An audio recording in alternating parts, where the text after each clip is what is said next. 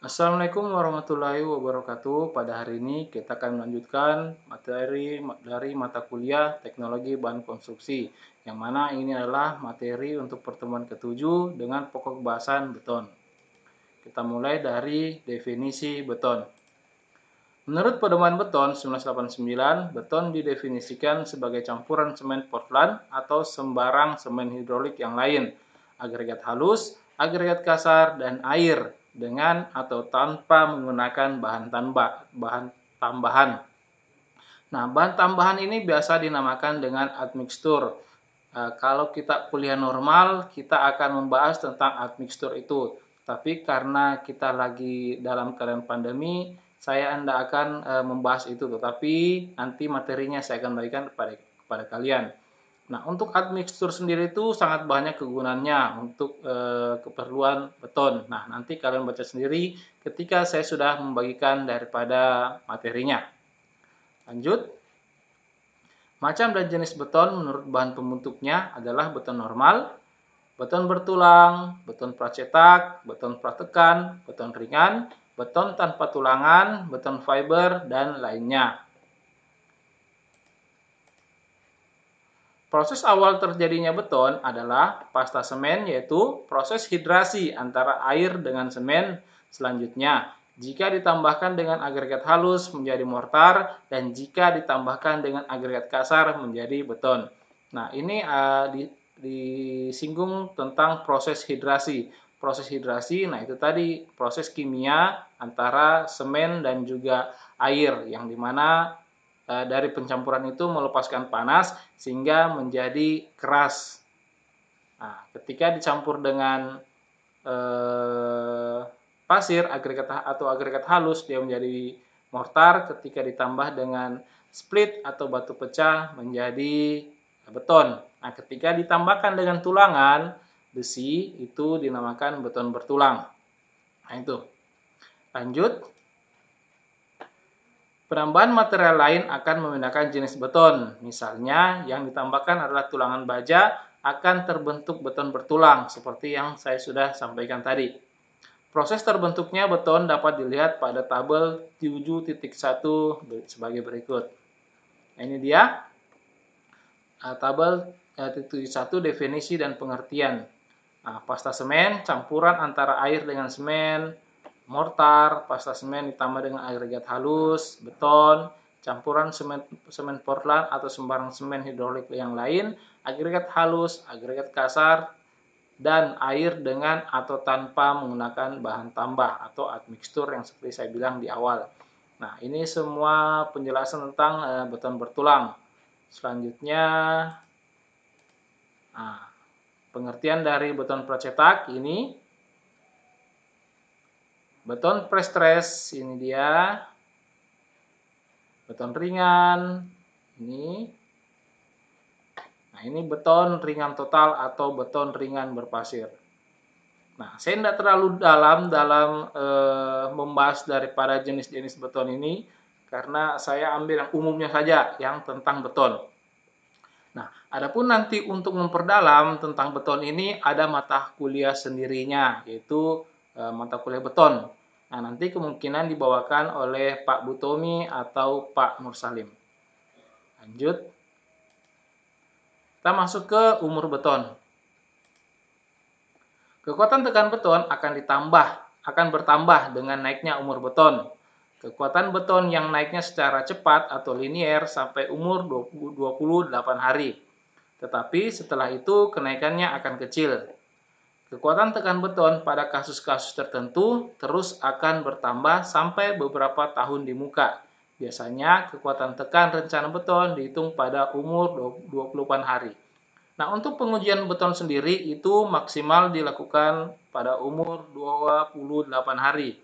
Nah, di bawah dari 28 hari biasanya itu umur 7 hari, 14 hari, dan juga 21 hari. Jadi ada 4 umur untuk mengetahui kuat tekan beton. Nah, tentunya menggunakan alat kuat tekan beton. Sebenarnya bisa juga 3 hari, tetapi yang lebih seringnya itu 7, 14, 21, dan paling maksimal itu di umur 28 hari. Bisa juga kalau mau di atasnya, tergantung daripada penelitian apa dan apa yang mau dicari. Lanjut. Untuk struktur yang menghendaki kekuatan awal tinggi, maka campuran dikombinasikan dengan semen khusus atau ditambah dengan bahan tambahan kimia dengan tetap menggunakan jenis semen tipe 1. Nah, ini OPC tipe 1. Nah, kepanjangan dari OPC adalah Ordinary Portland Cement tipe 1. Ada banyak sekali daripada tipe semen. Nah, ini kalau yang tipe 1 itu semen yang tanpa perlakuan khusus. Dalam artian, nah ini kalau kita bangun-bangun rumah jauh dari laut, cuaca yang juga biasa, nah kita hanya pakai menggunakan semen tipe 1. Adapun tipe 2 itu tahan terhadap asam, terus tipe 3 tahan terhadap apa, 4 tahan terhadap apa, 5 tahan terhadap apa. Nah, nanti kalian bisa cari materinya tentang semen. Nah, intinya untuk membangun bangunan yang tanpa memerlukan persyaratan khusus, kita hanya menggunakan semen Portland tipe 1. Lanjut. Kuat tekan beton FC Action dan K. Kuat tekan beton mengidentifikasikan mutu dari sebuah struktur. Semakin tinggi tingkat kekuatan struktur yang dikehendaki, maka semakin tinggi pula mutu beton yang harus dihasilkan.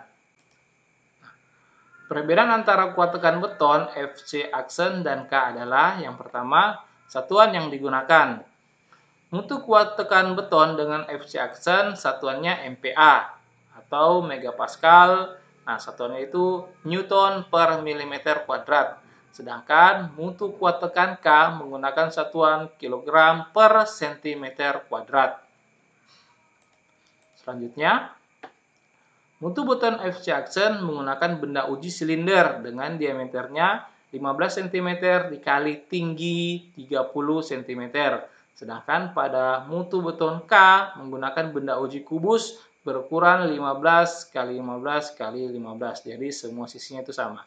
Tetapi untuk kubus ada juga yang ukuran 20 kali 20 kali 20. Tergantung kita mau pakai yang mana. Tapi biasanya itu orang pakai yang ukuran segini. Lanjut, mutu beton FC Action menggunakan SNI 032847/2002, sedangkan mutu beton K mengacu pada Peraturan Beton Indonesia 1971 N.1.2. Nah, ini adalah model daripada cetakan silinder dan juga kubus. Diameternya adalah 15 cm, tingginya 30 cm. Nah, sementara untuk yang bentuk kubus semua sisinya sama, 15, 15, 15. Seperti yang saya bilang, ada juga yang ukuran yang lebih besar daripada 15 cm. Lanjut. Faktor-faktor yang mempengaruhi kuat tekan beton. Ada 4 bagian utama yang mempengaruhi mutu dari kekuatan beton tersebut, yaitu yang pertama, proporsi bahan-bahan penyusunnya. Nah, banyak proporsi dari bahan-bahan penyusunnya, misalnya agregat kasarnya, agregat halusnya, airnya, dan lain-lain sebagainya. Yang kedua, metode perancangan. Metode perancangan berkaitan dengan mix desainnya. Apabila kita ingin membuat mutu beton seumpama K300, kita mengikuti daripada perancangan yang telah dibuat oleh para peneliti sebelumnya. Untuk K300 itu begini dia campurannya. Tetapi perlu diperhatikan bahwa material yang para peneliti sebelumnya itu gunakan dengan material yang kita ingin gunakan itu pasti berbeda. Nah, makanya kita harus menentukan metode perancangan di lab dengan dasarnya juga tadi peneliti sebelumnya. Nah, kita ikuti itu dan juga kita bisa mendapatkan hasil agak berbeda daripada hasil peneliti sebelumnya. Karena apa? Tadi material yang mereka gunakan dan yang kita gunakan itu berbeda. Nah, lanjut, yang ketiga, Perawatan. Nah, ini perawatan nama lain itu adalah curing. Biasanya itu kalau beton ataupun itu mortar itu mereka tuh mengeluarkan panas. Karena apa? Itu tadi proses hidrasi, proses antara pencampuran semen dan air. Nah, ketika mortar atau beton kita mengeluarkan panas, itu kalau tidak dirawat itu bahkan akan memunculkan retak-retak rambut, retak-retak kecil. Nah, maka dari itu ada perawatannya. Perawatannya apa? Disiram. Ketika disiram, maka panasnya bisa cepat hilang dan juga meminimalisir daripada retak-retak rambut yang ada pada beton kita ataupun mortar kita. Lanjut, yang keempat, keadaan pada saat pengecoran dilaksanakan yang terutama dipengaruhi oleh lingkungan setempat. Akan beda ketika kita mengecor di tempat yang panas ataupun juga di tempat yang curah hujannya tinggi, akan sangat berbeda. Jadi nanti mengikuti daripada faktor air semennya, FAS, yaitu water per semen, W per C, atau air per semen. Nah, itu tentang faktor air semen. Lanjut. 7.5 campuran pasta semen segar dan beton. Proses hidrasi adalah proses yang paling membutuhkan air. Air yang ada dalam campuran semuanya akan digunakan untuk proses hidrasi. Itu tadi proses kimia pencampuran dari semen dan air sehingga membentuk daripada pasta ataupun mortar ataupun juga beton. Gabungan antara semen dan air merupakan pasta semen. Nah, ini sudah berapa kali diulang. Kontribusi yang diberikan oleh semen terhadap peningkatan kekuatan beton, terutama terdapat dalam 3 faktor, yaitu yang pertama faktor air semen atau disingkat FAS, tadi sempat saya singgung, kehalusan butir dari semen, dan komposisi dari bahan-bahan kimia semen. Nah, untuk semen sendiri itu ada syarat khusus untuk dia dikatakan lolos uji. Seumpama kalau kita ingin buat sayur yang enak, jadi garamnya sekian, piksinnya sekian, bawangnya sekian, nah itu. Jadi untuk semen itu harus melewati dari komposisi-komposisi yang sudah disyaratkan untuk pembuatan semen. Nah itu. Lanjut.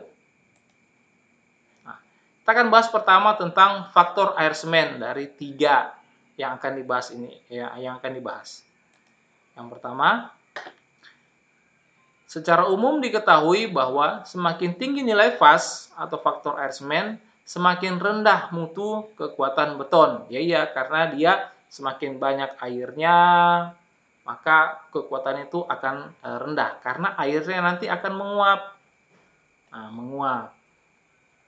Namun demikian, nilai FAS yang semakin rendah tidak selalu berarti bahwa kekuatan beton semakin tinggi.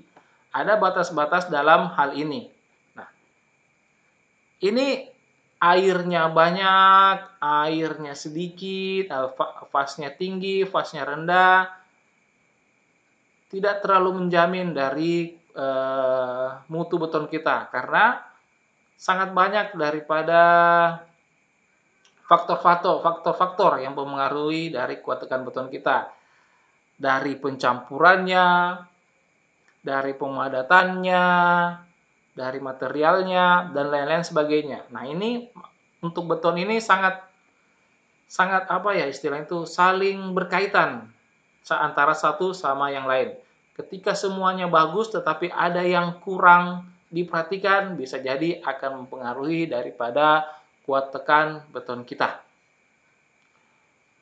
Lanjut. Nah, nilai FAS yang rendah akan menyebabkan kesulitan dalam pengerjaan. Nah, bahasa lain dari kesulitan atau kemudahan pengerjaan biasa dibilang itu workability. Sudah pernah disinggung di materi sebelumnya. yaitu kesulitan dalam pelaksanaan pemadatan yang pada akhirnya akan menyebabkan mutu beton menurun. Nah, ini nilai fastnya rendah, berarti airnya itu sedikit.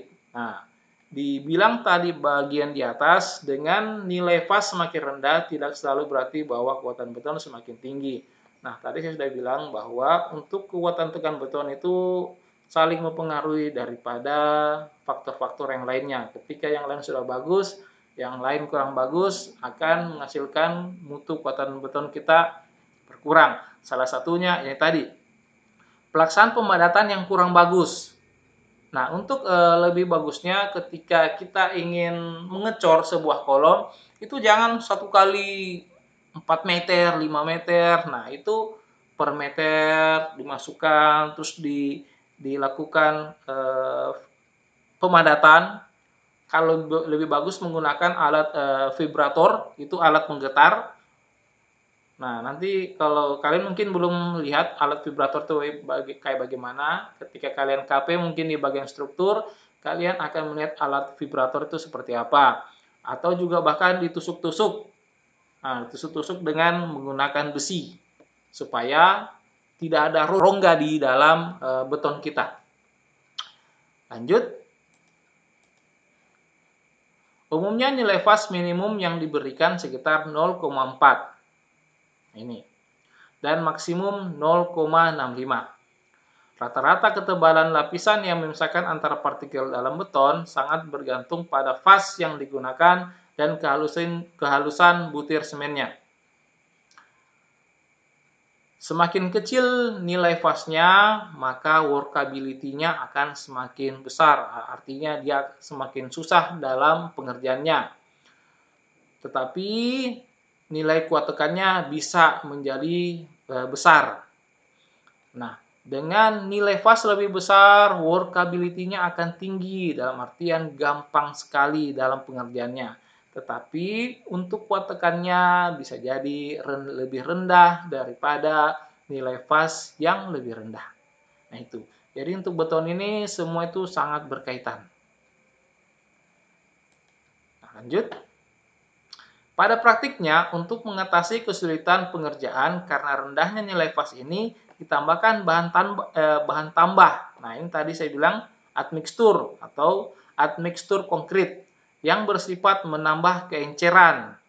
Nah, biasa digunakan itu plasticity or plasticizer admixtur. Nah, ini adalah jenis admixtur yang digunakan untuk menambah tingkat keenceran daripada beton kita. Nilai fase tetap seperti ini. Tetapi jika ditambahkan plasticizer ini, dia semakin encer, dia bisa menjadi encer, tetapi tidak mengurangi nanti daripada kuat tekan beton yang dihasilkan. Nah, yang kedua, kehalusan butir semen. Kehalusan butir semen merupakan sifat fisika dari semen. Sifat fisika atau sifatnya dia itu, sifat bawaannya. Semakin halus butiran semen, maka proses hidrasi semen akan semakin cepat, sehingga kekuatan beton akan lebih cepat tercapai. Nah, ini tadi proses hidrasi, proses daripada pencampuran semen dan air. Jadi ketika ukuran butirnya semakin kecil, maka semakin cepat mereka menyatu. Akan berbeda ketika ukuran butir semennya itu besar, maka akan lebih susah daripada membutuhkan waktu yang lebih lama untuk proses pencampurannya. Semakin halus butir semen, waktu yang dibutuhkan semen untuk mengeras semakin cepat. Nah, ini dia. Lanjut, kita masuk ke komposisi kimia. Komposisi kimia semen akan menyebabkan perbedaan dari sifat-sifat semen. Secara tidak langsung akan menyebabkan perbedaan naiknya kekuatan dari beton yang akan dibuat. Jika beton menggunakan bahan kimia yang dapat mempercepat waktu pengikatan, maka kadar kimia senyawa kimia C3S dalam semen harus diperbanyak. Jika sebaliknya, maka harus dikurangi. Nah, di sini disinggung lagi tentang admixtur atau bahan tambah. Nah, ini tadi. Jika beton menggunakan bahan kimia yang dapat mempercepat waktu pengikatan, nah Ada jenis admixtur yang digunakan untuk mempercepat waktu pengikatan, dan ada juga yang memperlambat daripada waktu pengikatan. Nah, pengikatan apa yang dimaksud? Nah, sudah kita bahas di materi sebelumnya tentang waktu ikat awal dan waktu ikat akhir. Nah, jadi untuk admixtur ini sangat banyak kegunaannya yang bisa membuat beton kita menjadi bagus. Lanjut, 7.6 sifat dan karakteristik campuran beton. Sifat dan karakteristik campuran beton segar secara tidak langsung akan mempengaruhi beton yang telah mengeras. Pasta semen tidak bersifat elastik sempurna, tetapi merupakan viskoelastik solid. Jadi dia elastik tapi padat. Nah itu. Gaya gesek dalam. Susut dan tegangan yang terjadi biasanya tergantung dari energi pemadatan dan tindakan preventif terhadap perhatian pada tegangan dalam beton. Hal ini tergantung dari jumlah dan distribusi air. Nah, lagi-lagi disinggung tentang faktor air semen. Kekentalan aliran gel atau pasta semen, gel yang dimasuk sini adalah pasta semen, dan penanganan pada saat sebelum terjadi tegangan serta kristalin yang terjadi untuk pembentukan porinya. Lanjut. Nah, beberapa sifat dan karakteristik beton yang perlu diperhatikan antara lain adalah modulus elastisitas beton, kekuatan tekan, permeabilitas, dan sifat panas yang akan dijelaskan pada bab berikutnya. Nah, ini ada materi tentang ini semua, tapi seperti saya bilang sebelumnya, karena kita lagi pandemi, maka kita tidak sampai di materi itu. Nanti kemungkinan saya bagikan saja materinya. Lanjut. A. Sifat dan karakteristik bahan penyusun.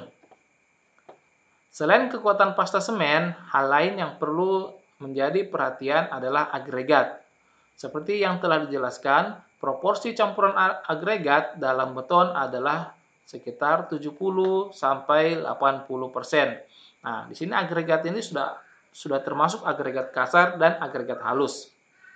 Sehingga pengaruh agregat akan menjadi besar, baik dari sisi ekonomi maupun dari sisi tekniknya. Faktor-faktor yang mempengaruhi kekuatan beton terhadap agregat, yang pertama, perbandingan agregat dan semen campuran. Kedua, kekuatan agregat. Nah, yang pertama tadi perbandingan agregat dan semen campuran.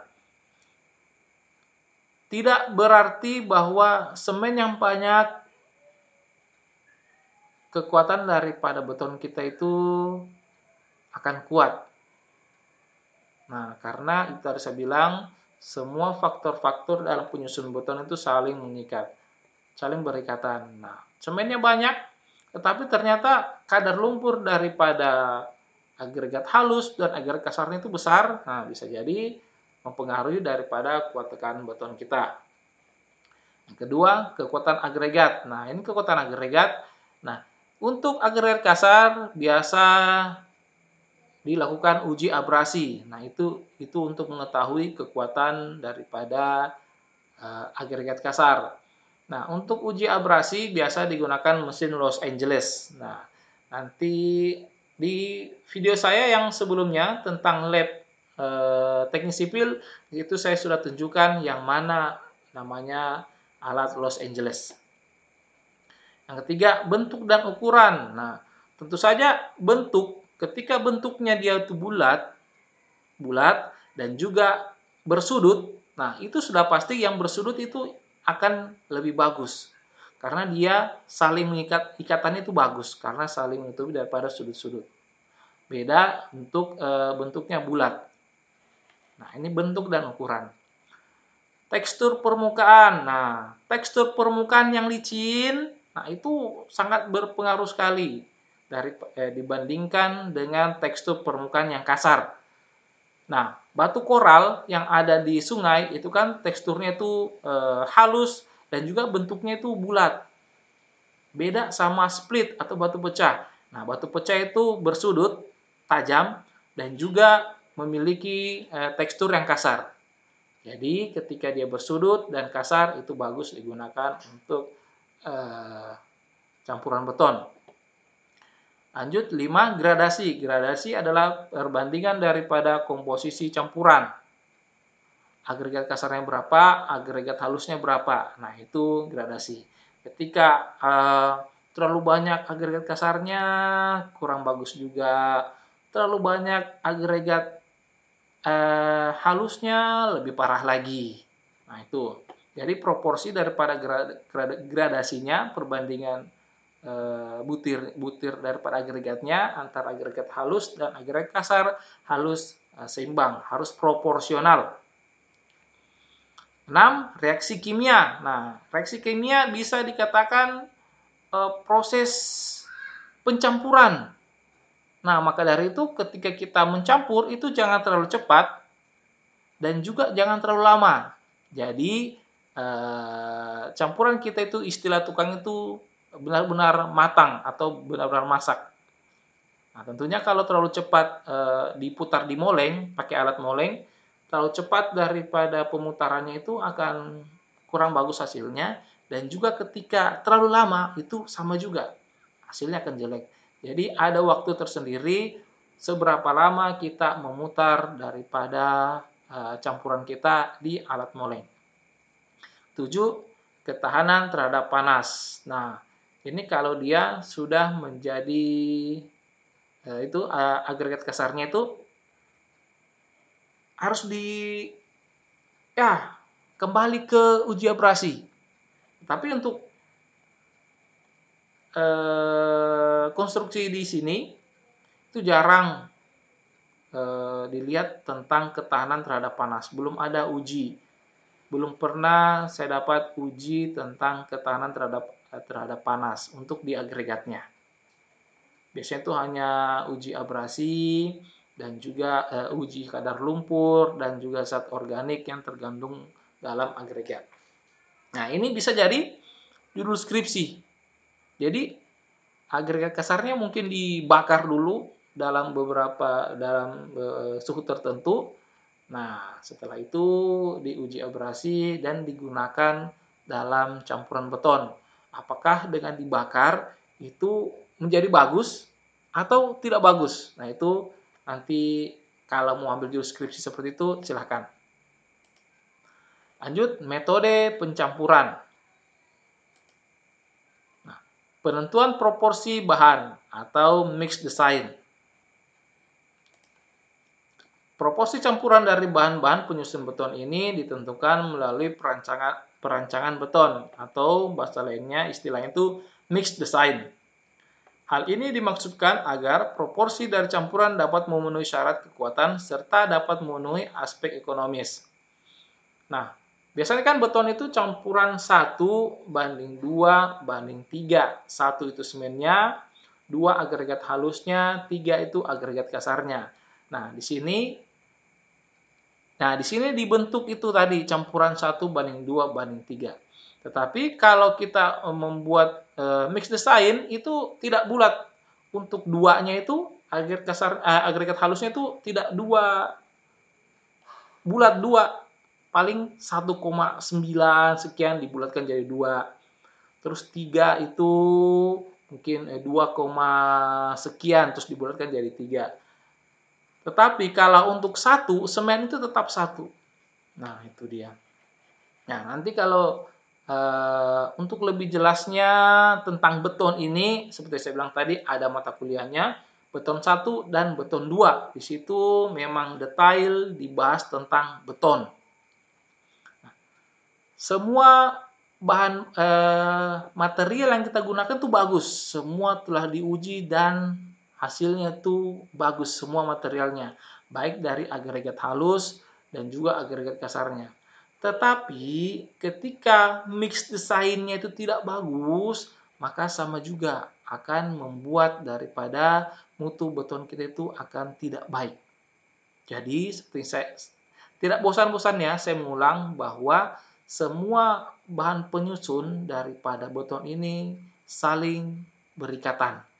Jadi semua bagus, ketika ada yang kelewatan, satu yang tidak terlalu diperhatikan, maka bisa jadi mempengaruhi daripada mutu beton kita.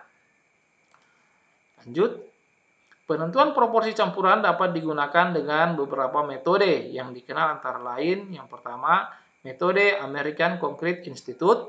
Yang kedua, Portland Cement Association. 3, Rodnott nomor 4. Yang keempat, British Standard, Department of Engineering. 5, Departemen Pekerjaan Umum, SKSNI T15 1990-03, dan cara coba-coba atau bahasa lainnya try and error. Nah ini. Lanjut. Metode pencampuran, mixing.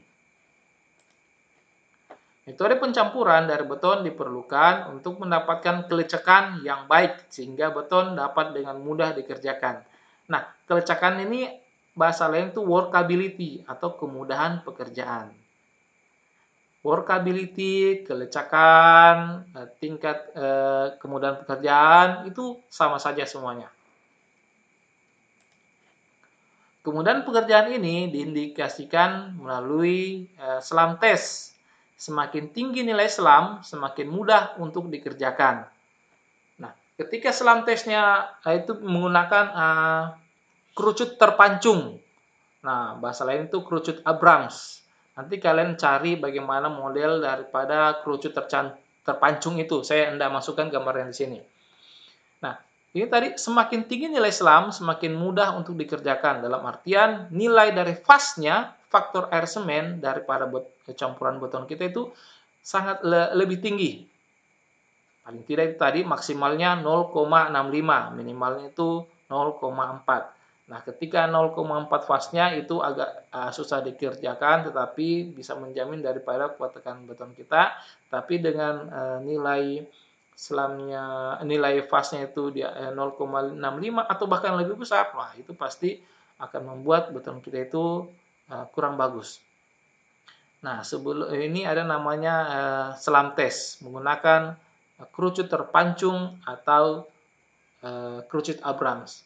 Biasanya itu nilai SLAM-nya 12 plus minus 2. Nah, 12 plus minus 2 berarti bisa 14 karena 12 plus 2 berarti 12 tambah 2 14, bisa 12 minus 2 berarti 10.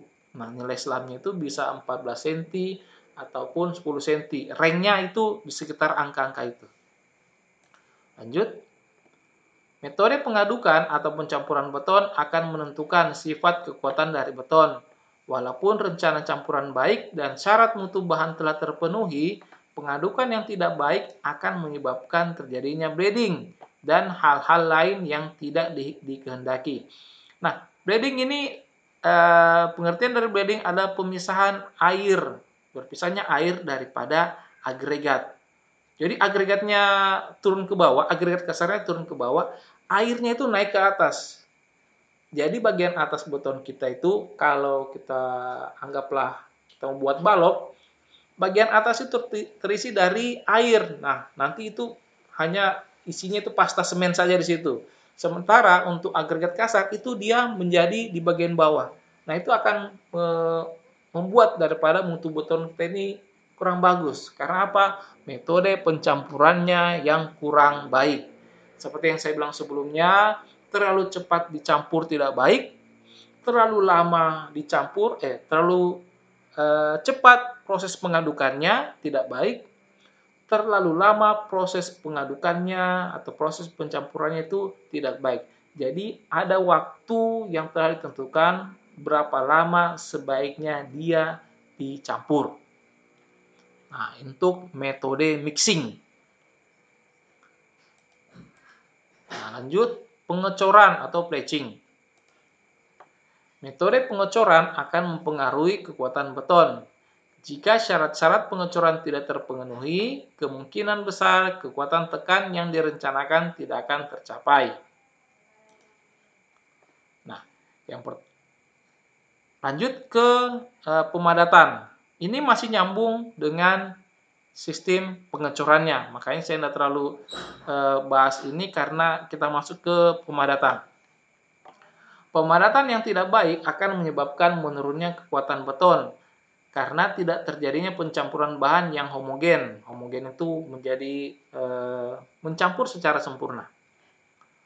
Pemadatan yang berlebih pun akan menyebabkan terjadinya bleeding. Nah, tadi saya bilang bleeding itu pemisahan cairan, pemisahan daripada air semennya.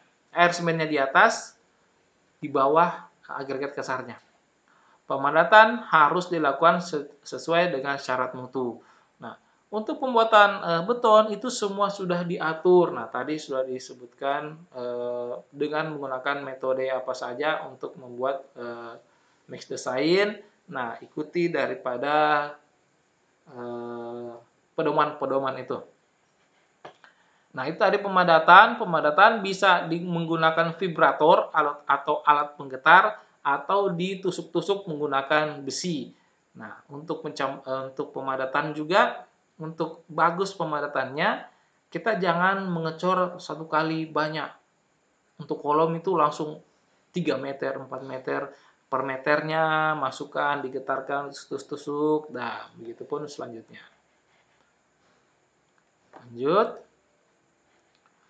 C. Perawatan atau curing. Perawatan terutama dimaksudkan untuk menghindari panas hidrasi yang tidak diinginkan, yang terutama disebabkan oleh suhu. Cara dan bahan serta alat yang digunakan untuk perawatan akan menentukan sifat dari beton keras yang dibuat, terutama dari sisi kekuatannya. Waktu-waktu yang dibutuhkan untuk merawat beton pun harus terjadwal dengan baik. Nah, ini sempat juga saya telah singgung tadi tentang perawatan. Nah, ini disinggung untuk menghindari panas hidrasi yang tidak diinginkan. Nah, ini beberapa kali dibahas tentang hidrasi. Hidrasi adalah itu tadi proses kimia, hasil pencampuran daripada semen dan juga air. Nah, semen itu panas. Cobalah kalian masukkan tangan kalian dalam semen. Masukkan situ pasti panas. Nah, ketika dia dicampur dengan air sehingga membentuk pasta ataupun mortar atau beton, itu panasnya ada di situ dan dia akan melepaskan panas. Ketika kita tidak kuring, ketika kita tidak lakukan perawatan dengan cara disiram dengan air atau ditutup dengan karung goni, nah, maka akan muncul daripada retak-retak rambut di campuran beton kita sehingga membuat daripada kuat tekan beton kita menjadi menurun. Kalau di lab, kuringnya itu disimpan di dalam bak perendaman sampai kita inginkan pengujiannya itu mau berapa hari. Apakah untuk benda ujinya diuji di umur 7 hari, 14 hari, 21 ataupun 28 hari. Nah, itu kalau di lab. Nah, benda ujinya dibuat dengan menggunakan tadi modelnya seperti kubus dan juga silinder dengan ukuran yang telah ditetapkan. Itu untuk perawatan kuring. Nah, selanjutnya kondisi pada saat pengerjaan pengecoran. Kondisi pada saat pengerjaan pengecoran akan mempengaruhi kualitas beton yang dibuat. Faktor-faktor tersebut antara lain bentuk dan ukuran contoh, mau bentuknya bagaimana, kedua kadar air, suhu contoh, keempat keadaan permukaan landasan, dan kelima cara pembebanan. Nah, saya rasa sekian saja untuk materi beton, dan ini merupakan materi terakhir sebelum kita melaksanakan ujian akhir semester. Nah, untuk finalnya nanti atau ujian akhir semester itu ada 3 materi sebagai bahan daripada finalnya atau UAS-nya. Nah, untuk materi-materi lain yang belum sempat saya kasihkan, nah biasanya itu saya untuk mata kuliah ini ada 14 materi, karena ini berkaitan dengan corona, jadi agak saya kurangi daripada materi untuk teknologi bahan konstruksi ini. Tapi saya akan nanti bagikan materi yang berkaitan dengan teknologi bahan konstruksi ini. Ya, saya rasa cukup sekian dulu untuk materi terakhir kita untuk mata kuliah teknologi bahan konstruksi. Mudah-mudahan berguna bagi kita semua, terutama untuk saya pribadi. Saya akhiri dengan ucapan wassalamualaikum warahmatullahi wabarakatuh.